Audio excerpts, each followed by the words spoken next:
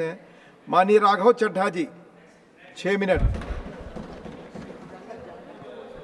Sir, क्योंकि मैं सदन का सबसे युवा सदस्य हूं, मैं अपना दायित्व और अपनी जिम्मेदारी नहीं निभाऊंगा अगर मैं आज इस देश के युवाओं का सबसे ज्वलंत मुद्दा जो है उसे ना उठाऊं। सर, इस देश में 2 शिक्षा व्यवस्थाएं हैं। एक शिक्षा व्यवस्था है अरविंद केजरीवाल जी की शिक्षा व्यवस्था, जिसमें दिल्ली में वर्ल्ड क्लास स्कूल बनाए गए, बढ़िया करिकुलम, क्वालिटी एजुकेशन दी गई और एक शिक्षित भारत का, शिक्षित राष्ट्र बनाने का सपना लेकर आम आदमी पार्टी, अरविंद केजरीवाल जी आगे बढ़े। एक दूसरी शिक्षा व्यवस्था है सर, जिस शिक्षा व्यवस्था में परीक्षा शिक्षा माफिया जन्म लेता है, जिसके तहत आज लाखों बच्चों का भविष्य अंधकार की कागार पे खड़ा है। मैं बात कर रहा हूं नीट यूजी और यूजीसी नेट की, जिसमें कुल मिलाकर करीब 35 लाख बच्चों का एग्जामिनेशन हुआ।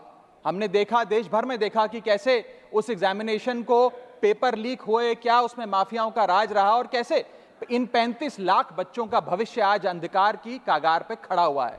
वो 35 लाख बच्चे आज इस संसद टीवी को देख रहे हैं इस उम्मीद से कि शायद उनके अधिकारों की, उनके हकों की बात होगी।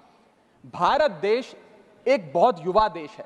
भारत की 65% आबादी 35 साल से कम आयु की है। मैं आपको बताना चाहूंगा कि इस दुनिया के सबसे युवा देशों में भारत आता है, जहां जापान की पॉपुलेशन की औसत उम्र 50 साल है, इटली की 48 साल है, जर्मनी की 46 साल है, यूनाइटेड किंगडम की 40 साल है, चीन की 40 साल है।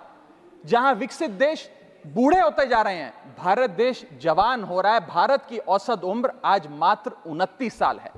लेकिन हमने इस युवा भारत के लिए किया क्या?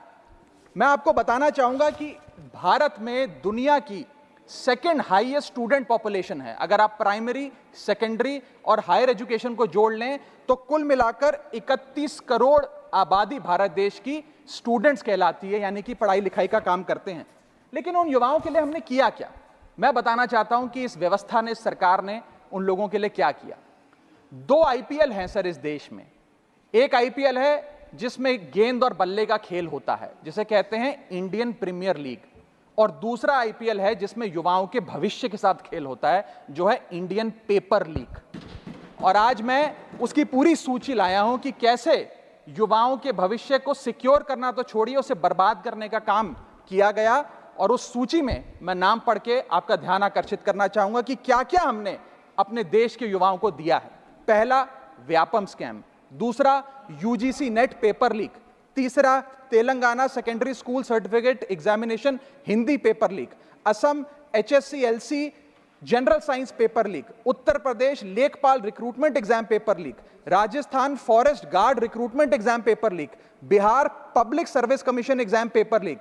Gujarat head clerk exam paper leak. SSC CGL exam paper leak. UP TET exam paper leak. Rajasthan university paper leak. UP PSC paper leak. Maharashtra HSC exam chemistry paper leak. UP police constable qualifying exam paper leak.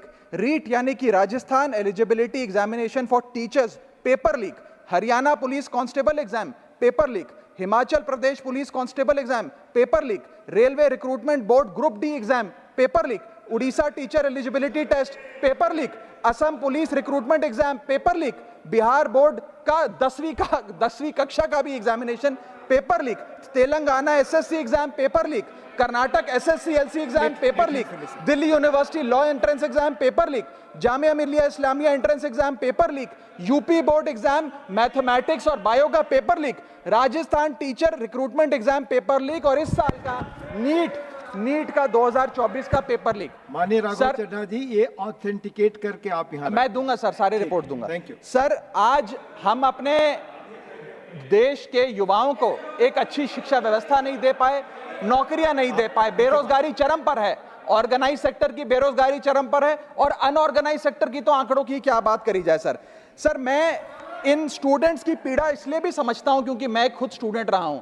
इस देश की सबसे one of the most competitive examination chartered accountancy को clear कर यहां पहुंचा हूं। Sir, मुझे पता है कि क्या पीड़ा होती है जब सालों की आपकी मेहनत पर पानी फिर जाए क्योंकि एक एग्जामिनेशन, एक पेपर लीक हो जाता है। तब सिर्फ दिल नहीं टूटता, विद्यार्थी, एक इंसान पूरा टूट जाता है, उसका मनोबल टूट जाता है।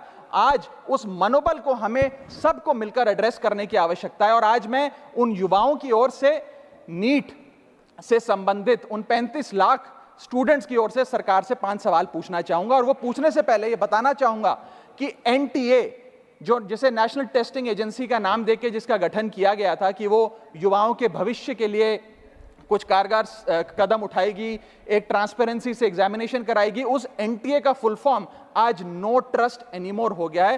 कोई भी विद्यार्थी आज इस एनटीए पे विश्वास नहीं कर रहा। और मैं विद्यार्थियों की ओर से ये 5 सवाल सरकार से पूछना चाहूंगा, नीट से संबंधित सटीक सवाल। पहला सवाल, नीट का पेपर जिसमें मात्र 1-2, बहुत हुआ तो 3-4 स्टूडेंट्स की रैंक 1 आती है, जैसे कि 2023 में मात्र 2 लोगों की रैंक 1 आई, 22 में मात्र 4 लोगों की आई, 2021 में मात्र 3 लोगों की आई। जब इतने कम स्टूडेंट्स की रैंक 1 आती है, तो इस साल 2024 के नीट के पेपर में कैसे 67 बच्चों की रैंक 1 आ गई, जबकि फैकल्टी और टीचर्स ये मानते हैं कि बहुत मुश्किल पेपर था। सर मेरी पार्टी का समय बचा हुआ है सर, प्लीज मेरे को 2-3 मिनट दे दीजिए। नहीं सर, 4 मिनट 5 मिनट भी नहीं हुए सर, वक्त दे दीजिए please. Conclude with in a minute sir, 1 minute conclude, otherwise I will move. Sir वक्त ऐसे मत दीजिए कि भीख लगे सर, वक्त ऐसे मत दीजिए कि ठीक लगे, बाकी जो आपको ठीक लगे। सर मेरा दूसरा सवाल, कैसे मैथमेटिकली इम्पॉसिबल नंबर स्टूडेंट्स के आते हैं? इस एग्जाम में या तो 720 नंबर आएंगे जिसके सारे जवाब सही हैं, और अगर एक भी गलत हो गया तो आप 715 नंबरों पे आ जाएंगे। इस 715 और 720 के बीच में किसी के नंबर नहीं आ सकते, लेकिन इस बार ग्रेस मार्क्स देकर 717, 718, 719। और आखिरी सवाल, मेरा आखिरी सवाल, मैं समाप्त कर रहा हूं सर। इस बार जो इस नीट एग्जाम के नतीजे 14 जून को आने थे, उसको 10 दिन पहले कर दिया गया। हम देखते हैं कि नतीजों में देरी अक्सर होती है, लेकिन 10 दिन पहले चुनावों के शोर के नतीजों के शोर में 4 जून को नीट एग्जाम के नतीजे लाए गए। क्या मकसद